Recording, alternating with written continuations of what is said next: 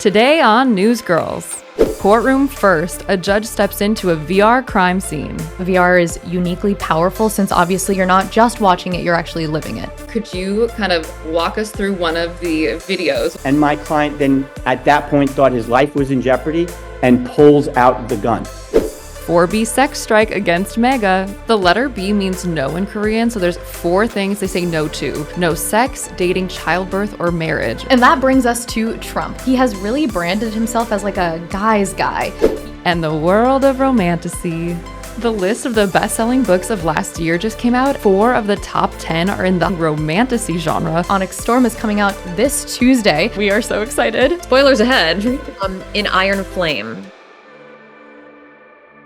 Hey everyone, welcome to Newsgirls. I'm Wren. And I'm Mabel. First off, we want to send so much love to Mabel, your hometown. Yeah, we're thinking of everyone that's been affected by these fires. It's been so heartbreaking to watch. We can't even imagine what it's like to be there. So everyone, we hope you get the resources that you need and stay safe. We're all used to seeing lawyers pull out all the stops to defend their clients, but for the first time in US history, we saw a Florida judge use virtual reality to experience the recreation of a crime scene. It's pretty crazy to see a judge behind the bench wearing an Oculus Quest 2 headset. Yeah, I know the video of this judge wearing like VR goggles a couple of weeks ago in court went viral, and he was watching what's called a forensic animation. And this case is pretty controversial because it involves Florida's stand your ground law. Basically, a venue owner is facing 9 counts of aggravated assault with a deadly weapon for pulling a gun on guests at a wedding on his property, but he says it was self-defense. And there's released footage of him going around like waving a gun at guests, so it doesn't make him look great. Right, the video makes it look like he's the aggressor, but they say it's not the full story. Yeah, so his attorney, Kenneth Padowitz, decided to take an innovative step in showcasing his defendant's side by using virtual reality. So Google studies have shown that VR is uniquely powerful since obviously if you're watching it, you're not just watching it, you're actually living it. Studies also find that VR animations lead to significantly better recall of evidence, and they elicit an emotional response, which would be a powerful tool of persuasion in the courtroom. Experts have said that experiences in virtual reality are actually more linked to memory and create feelings of empathy because of how immersive it is. So it is critical that these VR recreations are extremely accurate. Well, to get these questions and concerns addressed, we spoke with attorney Padowitz. And before we play that, you should know that he told us that the VR animation that was played in this trial was made by a legal expert's opinion based on the depositions of dozens of wedding guests, police reports, and pictures and visits to the venue.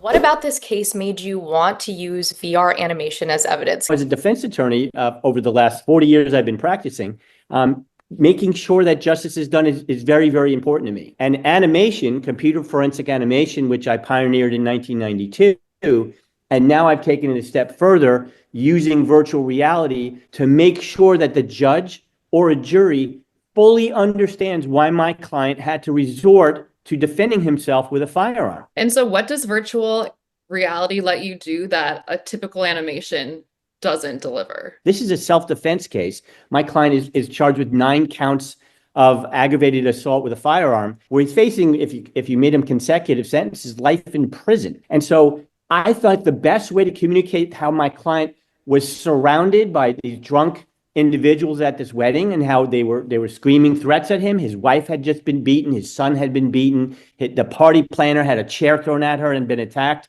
And so when he went in to de-escalate this situation after telling his wife to call 911, and I can't think of a better way, a more intense way to show this than to do it through virtual reality. And this was the first time that VR was used as evidence in a court. Was it hard to get this motion passed and approved? What this animation is, what this virtual reality is a visualization of my expert's opinion. I used one of the best experts I could find in the United States that recreated the crime scene. So was it difficult? It was. The prosecution, of course, objected, and they made arguments as to why it shouldn't come in. But the judge allowed it into evidence, and I believe it's the first time in the United States. Could you kind of walk us through one of the videos, one of the animation videos? So my client is walking down the hallway with his cane, and he stopped at the door, and they're not letting him in his own business. He owns this place. All those people are in his home. And so he has his cane, and he can look down and see his cane. He hands it to his son, his stepson, who's behind him. And now he's let into the facility that he owns. And his goal is to de-escalate. He starts walking towards the DJ, who's the man in the white shirt, all the way in the back there. And he's walking towards him. And as he's walking towards him, he's saying, "Party's over. Everyone go home. Turn off the music." And he's being met with yells and screams and threats. And the DJ is making threats.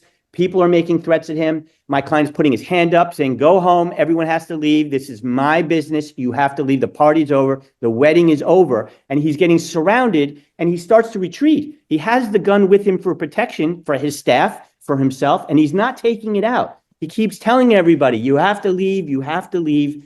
And he's retreating. And now he's retreated all the way against the bar. He can't go back any further. There's a very large man in front of him. They're all yelling and screaming at him. He's surrounded. He walked with a cane. He's going to have surgery in 2 weeks on his arm. And the man in front of him at this point, right about now, who's literally inches from his face, right in his personal space, eventually at this point, while he's surrounded, the man grabs his arm.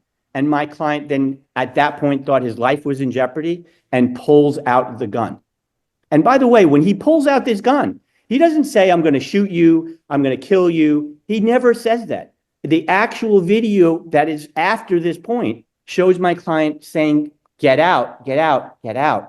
So what was the process like to get this animation completed? What we do is my expert, after he's formulated his opinion, my crime scene expert, his team of forensic experts that were former detectives, we probably had 25 meetings over the course of 9 months or a year, in making sure that the animation and the virtual reality was to exacting standards so that it would meet the legal baseline that we needed, which needs to be fair and accurate. Is there a reason that people don't use it more often? Is it expensive? Does it just take a really long time? Well, it's definitely expensive. So it is something that I pick and choose based on the resources of my client and the type of criminal case that I'm defending. In this specific case, it was extremely appropriate. It was exactly what I needed. I had a case where there was a video that was taken by one of the intoxicated wedding guests, and it was not a good look for my client. He's walking around, appears to be waving a gun at this wedding, and he looks like, this is a bad situation. I needed to counterbalance that against that actual video. So critics of this would say, how do the jury, how do the judge know what they're watching is accurate? So first off, we have to use the base that expert opinions are admissible in court, in federal courts and in every state in the United States. So if an expert can do a diagram, well, then we could have 50,000 diagrams run at high speed, an animation, to create the effect of motion. If we can have an animation admitted, the next step is virtual reality, where a jury or a judge can see as if they're there. And keep this one other aspect in mind. In the law, in almost every state, and definitely in Florida, you can have what's called a jury view. You can actually request through a motion to have the jury brought to a crime scene so they can look around and see the scene for themselves. Well, if you can do that, and you can have an expert give an opinion and draw a diagram, why can't we combine the two in the form of virtual reality and the jury to see and experience the same exact thing? Do you have any worries about this kind of growing in the courtroom at all? Like if you're on the opposing side and, they're using virtual reality to showcase this? No, I don't have any worries at all. And let me tell you why. Many times when I'm trying a case, whether it was as a prosecutor or as a defense attorney, that I would use a blow up or I would use an object or a diagram and the other side would not. And that's part of practicing law. As a lawyer, you have to decide what strategies you're going to use and how you're going to communicate the evidence in the case to the jury or to the judge. That was such a cool conversation. Attorney Padowitz made some pretty good points about how forensic animation in VR is just the natural evolution of pictures and diagrams. If we as a society have advanced technologically, why not use that to upgrade the legal system? But I'm curious to see if they will introduce rules and regulations down the road just because of how powerful and emotional VR is. Well, recently a Louisiana Circuit Court judge wrote an op-ed about this case and said, we need to establish clear standards and best practices for the creation, validation, and presentation of VR evidence in court. But after talking to the attorney, it sounds like so much is up to the judge's discretion and what they think is fair. In this case, the judge allowed the VR presentation for this hearing, but he hasn't said yet if it would be admissible if this trial goes to a jury. The case will resume in February, so we'll be following it closely. And Attorney Padowitz said that if his client is found innocent, the case doesn't end there, because they're going to turn around and sue the Davie Police Department and the town of Southwest Ranches for $80 million. Yeah, he called it the worst police investigation he's ever seen. And beyond claiming self-defense as part of Stand Your Ground, Padowitz also said he believes this case is part of a political vendetta and that local officials are targeting his client because he hosted Republican-affiliated events at the venue. As we dug into the case more, we found that there was probably just one other case in the world that used VR, and it was in Beijing back in 2018. Yeah, and that was an intentional homicide trial, and in that case, the witness wore VR and the rest of the court watched a projection of it. And whatever your opinions on using VR in court cases may be, it's pretty cool to be living through like a legal precedent that'll probably change the field forever.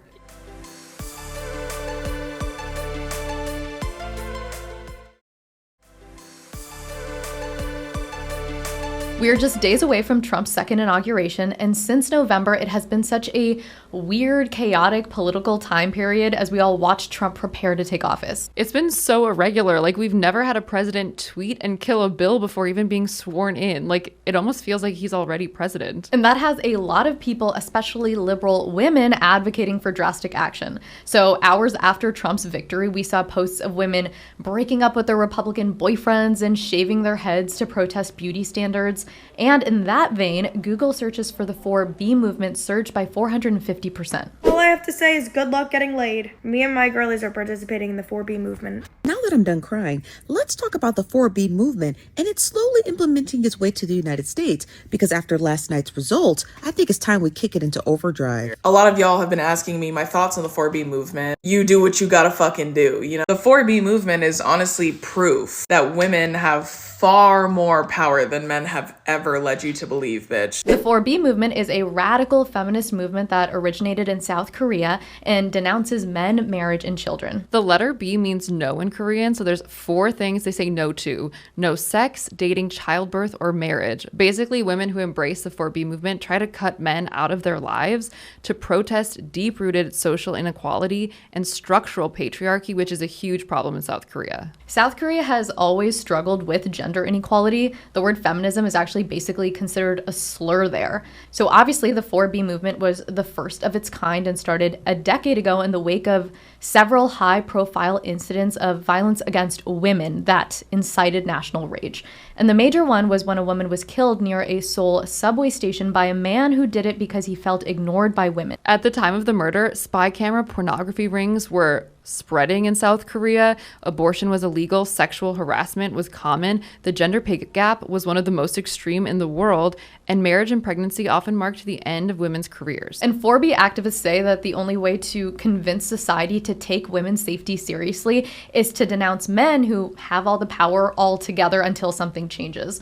And it's been difficult to measure the exact impact of the 4B movement since the movement is largely online and all the members are anonymous. But notably, marriage rates in South Korea have dropped 40% in the past decade. They have the lowest birth rate in the world, so they're literally running out of kids. Like last year, 150 schools had no new first graders. And there's obviously a lot of factors that go into declining birth rates, but with this anti-marriage, anti-children sentiment kind of going rampant, it's been difficult to reverse this trend. Yeah, more than half of Gen Z South Koreans no longer think having kids is necessary. And the government doesn't love that. President Yoon Suk-yeol wants to abolish the Gender Equality Ministry and has said that feminist movements were, quote, blocking healthy relationships between men and women in the country. Sure, blame the women. Most progressive movements do stem in the West and then later influence the East, but this has been the other way around, which is pretty cool. So with this context, the surge of American women interested in 4B is eye-opening. And to quote Politico, it prompts us to reflect on how much society has taken for granted and overlooked the rights and freedoms that women rightly deserve. And Vanity Fair even called 4B a logical response to MAGA. 4B tries to send the message of the importance of bodily autonomy, which is critical in the US right now amidst the overturning of Roe v. Wade. Some women are also disheartened that a majority of men voted for someone with multiple sexual abuse convictions.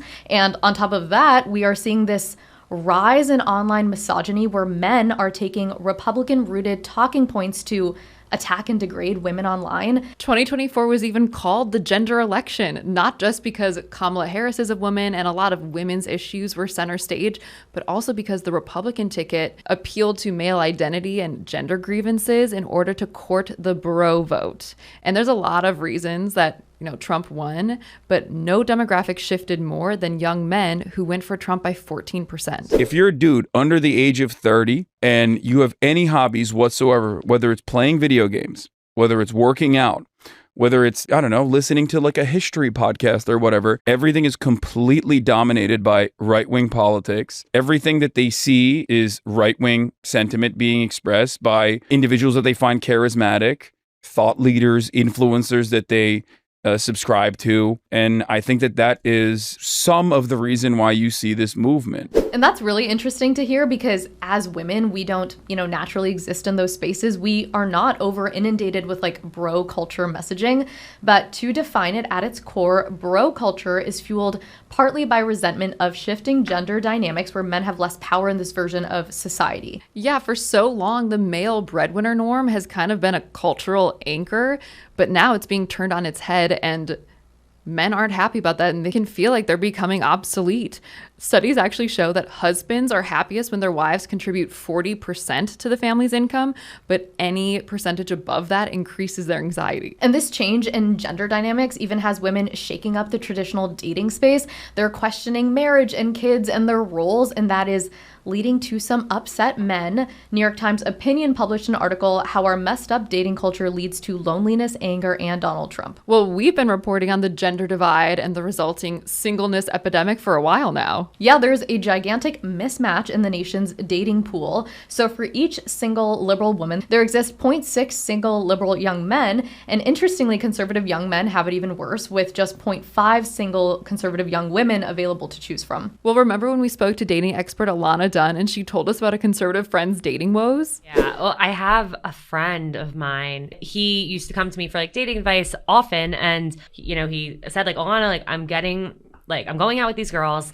and they're coming over and everything's going really well, and after they come over, I never hear from them again. And I said, is your MAGA hat on your bookshelf? And he said, yeah. I go, that could be. And Alana's not the only one catching on to this idea of camouflaging political beliefs. Being a straight white dude that likes Trump but is only into liberal women is a lot like being in the closet. Because it's like they're going to ask you about it eventually.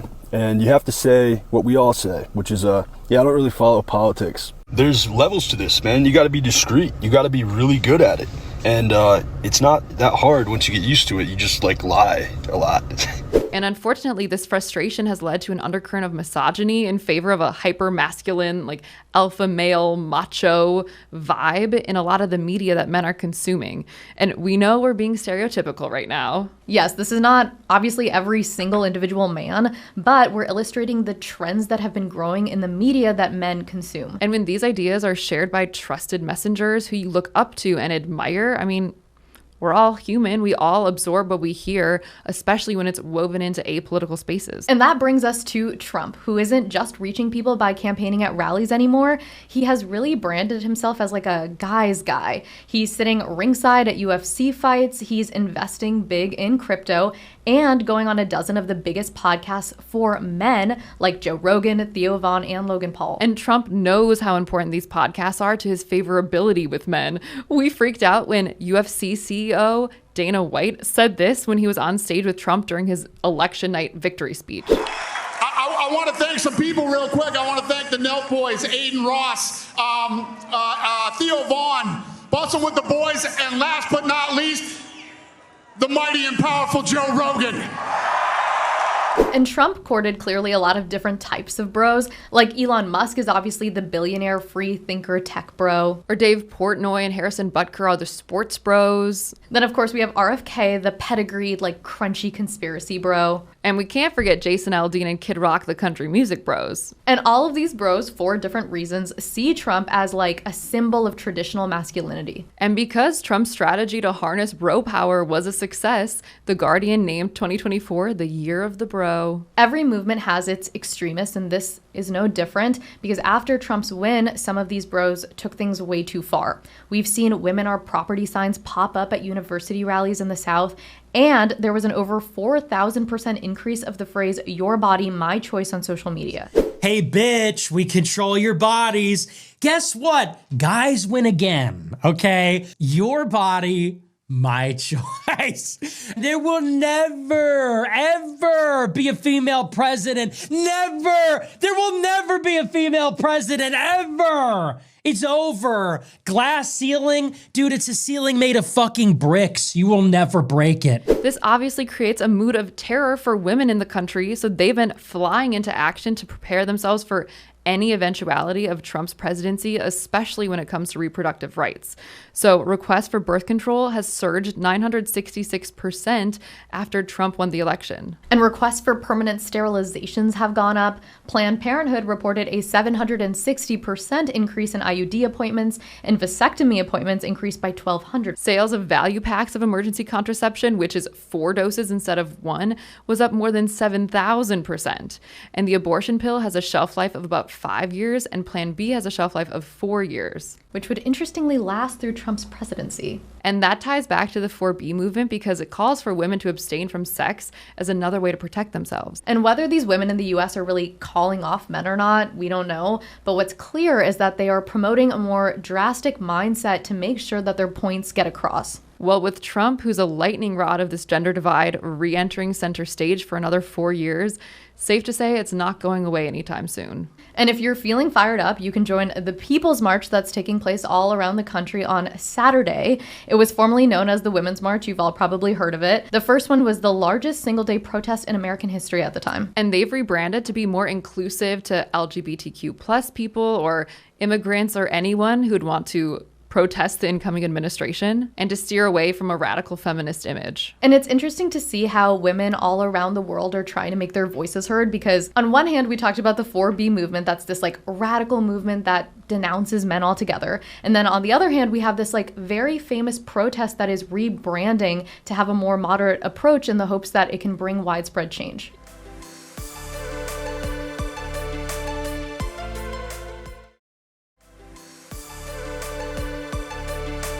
The list of the best-selling books of last year just came out, and 4 of the top 10 are in the hot, trending Romantasy genre, which is a mix of romance and fantasy. Yes, so Romantasy books have like magic systems and world building and all the traditional hallmarks of fantasy that we all love. But of course, the love story is central to the plot. And the genre is blowing up. Like, the numbers for 2024 aren't out yet, but we're projected to gross over $600 million. Yeah, each series has its own distinct world. Like, some have dragons or fairies. And we're excited to talk about this because we're actually fans of the genre. I'm wearing my Fourth Wing sweatshirt. This says Basgiath War College, which is where the characters go to school. And I'm obviously wearing a Harry Potter t-shirt and Gryffindor scarf. I'm not exaggerating. I've read the series 16 times, so I'm definitely more of like an orthodox fantasy fan. And the jump to Romantasy has been interesting for me because the romance of it all gets turned up to like 1,000 in some of those books. The spice, or smut as it's called, is a big draw for a lot of readers, and it makes sense because the romance genre is the single biggest book genre of all, so there's a lot of crossover audience. And something I really like about Romantasy stories is that usually there's a female protagonist, especially compared to a lot of the classic fantasy books. It's nice to see women can be the heroine and the ones who save the world. And that makes sense because all the biggest Romantasy authors are women. So hands down, the queen of the genre is Sarah J. Maas, who has sold more than 40 million copies worldwide as of early 2024, so obviously even more now. And you've all definitely heard of her best-selling series, A Court of Thorns and Roses, or ACOTAR. And the first book in the series is actually a retelling of Beauty and the Beast, but with like fairies and magical kingdoms. And SJM's signature move is that her protagonist never ends up with the first man she falls for. So she has you out here shipping these couples, and then she just pulls the rug out from under you. But that really turns the trope on its head. And she's released 16 best-selling books over 3 series, which makes her one of the most successful writers of the modern era. And then, of course, we have Rebecca Yarros, who wrote the Empyrean series. The first 2 books in the series, Fourth Wing and Iron Flame, were like instant bestsellers and were both in the top 10 bestseller list for last year. And the third book, Onyx Storm, is coming out this Tuesday, and we are so excited. I seriously can't wait. I saw people on TikTok say they've taken off work on the day that it comes out. Yeah. Like I said, it takes place at this military college where the characters train to be dragon riders, and they fight humans that have transitioned to evil beings called Venin. And there's all these plot twists and mysteries and lots of romance and tension. Yes, there is. Fun fact, my literal dad read the series and recommended them to me, which was very awkward because it is really steamy. And I was like, I don't know how to talk to you about this, but he was like, no, just like skip those parts. Like, it's fine. And I was like, okay. Like, no, but he actually knows the lore. Like, I remember talking to him and he had opinions on the fan theories. Yeah, that conversation is burned into my brain. But Yarros is obviously very good at writing about like love and passion because she started off as strictly a romance writer. She actually started writing during her husband's 3rd deployment to Afghanistan, and she was born into a military family. So that's why her books have a lot of those themes. So this Empyrean series was her entrance into the Romantasy world, which is pretty cool because her first books were just like instant hits. And she says she plans to write 5 books total. They're coming out at quite a fast pace. Like the first 2 books came out in the same year. We're already getting a 3rd. And I mean, we love not having to wait, but usually authors take their time to write their next books. Yeah, because of that, fans have criticized that the writing feels rushed, or some even speculated it's written by AI. But others think it just reflects the pace of the publishing industry and how they push their writers to go for quantity over quality. Yeah, people clearly want more. And so Amazon MGM Studios bought the rights to the series and has already started working on like making a TV show. And one of the main reasons all of these Romantasy series have such a devoted fandom is thanks to Book Talk, which is the book corner of TikTok. Yeah, it's the most popular community on the platform. It like has done better than like Car Talk or Movie Talk and has over 300 billion views, which is crazy. And one of the biggest sectors on Book Talk is, of course, Romantasy. So to learn more about the Romantasy phenomenon and chat all things Onyx Storm, we spoke to digital creator Sarah the Book Fairy, who has over 500,000 followers on social platforms and organizes Romantasy retreats around the country. So first, Sarah, how did you get into Romantasy and how did you become a creator in the space? I was working in like the health coaching, life coaching kind of space and was like, after a while, I was like, this feels kind of obsessive and exhausting. So I figured that I needed to read for fun again because I read fantasy a lot as a child. Like I was a huge Percy Jackson kid. And then one of my friends was like, you should read A Court of Thorns and Roses. And the rest is history. I decided to start Bookstagram and it just kind of took off. What do you think is so special about Romantasy as a genre? Like what has captivated you and like you think so many fans about it? Fantasy already has a very strong and intense fan base. However, historically, fantasy has been kind of written for men. Like we think of Lord of the Rings, we think of Game of Thrones. There's this huge wave of readers that are moving over from like maybe contemporary romance, maybe historical romance. If you're reading smut, a lot of people are moving over to Romantasy. So what are your favorite Romantasy books of all time? I really love things that are more fantasy forward with a romance subplot versus like romance forward with a watered down fantasy plot. World building is really important to me. So Throne of Glass is my favorite of all time. Sometimes in this genre, like especially Romantasy, you see a lot of like one-dimensional like female protagonists. Sometimes it feels like I'm reading the same book over and over again. Yeah. Like, can we get a different male protagonist than one who's like a morally gray shadow daddy who's constantly self-thing and is always hitting on the female main character in like a super sexual way? Do you have like a rundown of what of your favorite series are going to become like movies and TV shows soon? It terrifies me because I'm so scared they're going to ruin it. Yeah. The only one that I would be cool with is if the producers of Game of Thrones picked up Throne of Glass for an HBO series. Anything else? No, thank you. I don't want to see Rhysand winnowing on TV. I'm good. I'm happy with how it looked in my head. Do you think like Iron Flame or like Fourth Wing would be good? Maybe. The mind speak is honestly going to be the thing that is going to be the weirdest, because like how is that going to translate to screen, and is it going to be corny and goofy looking? Harry Potter did the mind speak well, like when like Voldemort's voice is in his head. Good. Yeah. And like Twilight, when the wolves are talking, it's so cringe. It's like it could go one or the other. It can. And even in Harry Potter, they had moments where like Harry was seeing flashes of Voldemort and Voldemort just going like, bleh, like yeah. And when he's wearing like a pinstripe suit, like at the train station, in the train. That scared me as a kid. So my best friend, Clara, did your ACOTAR retreat in Washington State and had the best time. We know you organize these retreats. Like, can you tell us about them? I'm the co-founder of a company called Forest and Fawn. So our mission statement is like, we help bring together lovers of fantasy and fairy tale.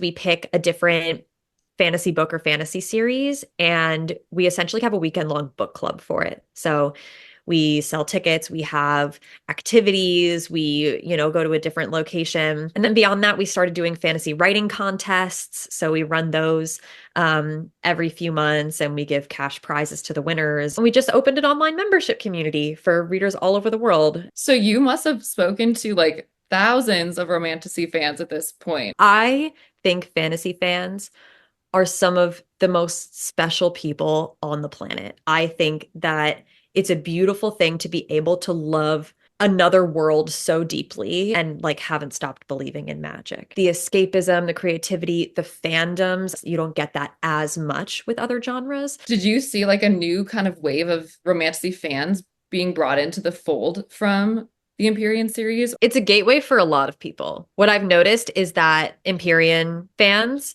there's like an extra layer of passion and intensity. They're at a war college. Everything is very intense. How does the Empyrean series stack up against other Romantasy series that you've read? I really love it. I felt like it was a little chaotic. In comparison to other books where I didn't feel that way, I've bumped it a little bit lower on the list, but I still devoured it. I still ate it up. So let's talk Onyx Storm theories. What are your predictions? What do you think is going to happen? One thing about me is I've never come up with a theory in my life, but I did hear some very cool theories from our retreat guests. And the one that I'm sticking with, Violet's father is Malik. Hear me out. Hear me out. So the looks of confusion matched my face when I first heard that theory as well. Is that the god of death? I mean, spoilers ahead for anyone listening. Yeah. But in Iron Flame, when Liam visits Violet when she's being tortured, he says that it's a gift from Malik. The other thing is that Andarna alludes to knowing Violet's father, and she doesn't hatch until like right after he dies, essentially. Interesting.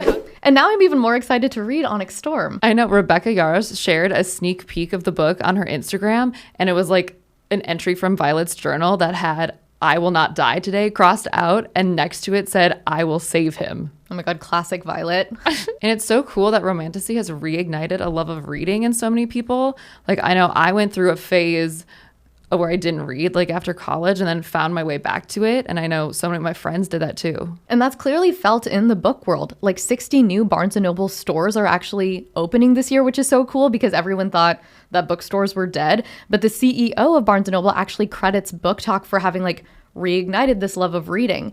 And Barnes's head of books said Book Talk has really pushed a level of excitement around book releases that frankly hasn't been here since Harry Potter. Thanks for tuning in to another episode. Next week, we're diving into the lawsuit that is rocking Hollywood, Blake Lively versus Justin Baldoni. Bye.